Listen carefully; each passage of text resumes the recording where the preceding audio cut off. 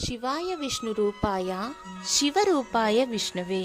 స్త్రీ ఎలా ఉండాలో మన ధర్మశాస్త్రం చెప్పిందని ఆ ఆంక్షలు ఈ ఆంక్షలు చెప్పిన సమాజమే, ఆ ధర్మశాస్త్రమే పురుషుడు కూడా ఎలా ఉండాలో కూడా మనకు చెప్పింది. ఇది చాలామందికి తెలియకపోవచ్చు, కానీ కొంచెం రీసెర్చ్ చేసి ఆ యొక్క ధర్మశాస్త్రంలో ఏ విధంగా ఉండాలో ఇప్పుడు నేను మీకు తెలియపరుస్తున్నాను. స్త్రీ ఎలా ఉండాలో అని కాదు, పురుషుడు ఎలా ఉండాలో కూడా ధర్మశాస్త్రం చెప్పింది. కానీ ఎందుచేతో ఈ పద్యం జనబాహుల్యంలో లేదు.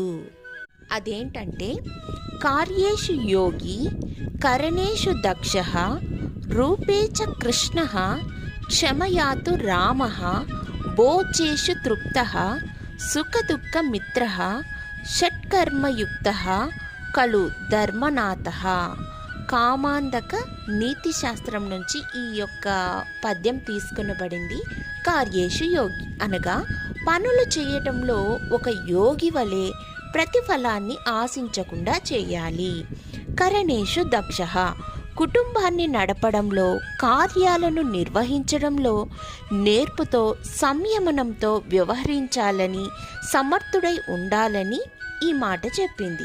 రూపేచ కృష్ణ రూపంలో కృష్ణుల వలె ఉండాలి, అంటే ఎల్లప్పుడూ ఉత్సాహంగా సంతోషంగా ఉండాలి. క్షమయాతు రామ ఓర్పులో రామునిలాగా ఉండాలి. పితృవాక్య పరిపాలకుడైన రాముని వలె క్షమించే గుణాన్ని కలిగి ఉండాలి. భోజేషు తృప్త భార్య తల్లి వండిన పదార్థాలని సంతృప్తిగా తిని వంకలు పెట్టకుండా భుజించాలి.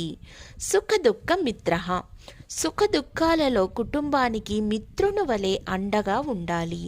మంచి చెడ్డలలో పాలు పంచుకోవాలి.